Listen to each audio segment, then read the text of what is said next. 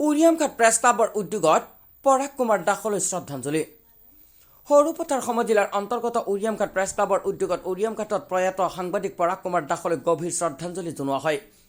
এই উপলক্ষে উৰিয়ামঘাট আঞ্চলিক সাংস্কৃতিক আৰু ক্ৰীড়া সন্থাৰ খেলপথাৰস্থিত গণশিল্পী প্ৰয়াত ডক্টৰ ভূপেন হাজৰিকাৰ আবক্ষ মূৰ্তিৰ সন্মুখত সাংবাদিকগৰাকীৰ প্ৰতিচ্ছবিত বন্তি প্ৰজ্বলন কৰি শ্ৰদ্ধাঞ্জলি জনোৱা হয়। এই শ্ৰদ্ধাঞ্জলি অনুষ্ঠানটোৰ আঁত ধৰে উৰিয়ামঘাট প্ৰেছ ক্লাবৰ সম্পাদক ভূপেন শইকীয়াই।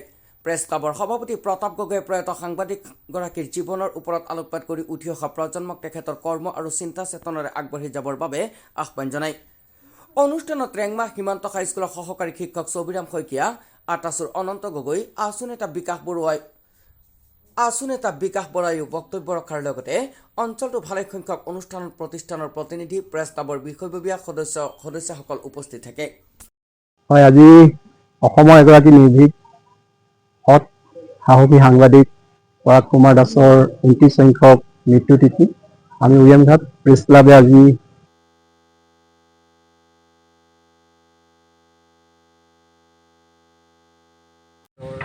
প্ৰতিচ্ছবিৰ সন্মুখত বন্তি প্ৰজ্বলন কৰি তেখেতক শ্ৰদ্ধাৰে স্মৰণ কৰিছোঁ।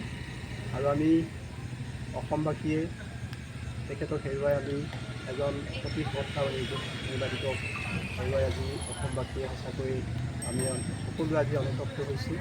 তেখেতৰ যি আদৰ্শ, তেখেতৰ নিষ্ঠা আৰু সততা, সেই আদৰ্শ আমি উঠি অহা প্ৰজন্মই জনাটো বা তাক অনুধাৱন কৰাটো খুবেই গুৰুত্বপূৰ্ণ বুলি আমি অনুভৱ কৰিছোঁ। আৰু আজি আমাৰ এই বন্তি প্ৰজ্বলন কাৰ্যসূচীত আমাৰ অঞ্চলটোৰ বিভিন্ন দল সংগঠনৰ প্ৰতিনিধি আহি আমাক যি উৎসাহ আৰু উদ্দীপনা যোগালে, আমি সদূতিলৈকে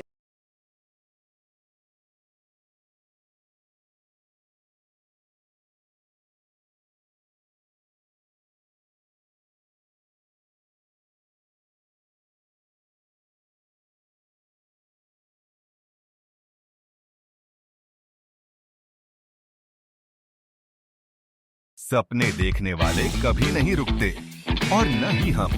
बिजनेस लोन पाएं और बढ़ते रहें, हमें आज ही कॉल करें।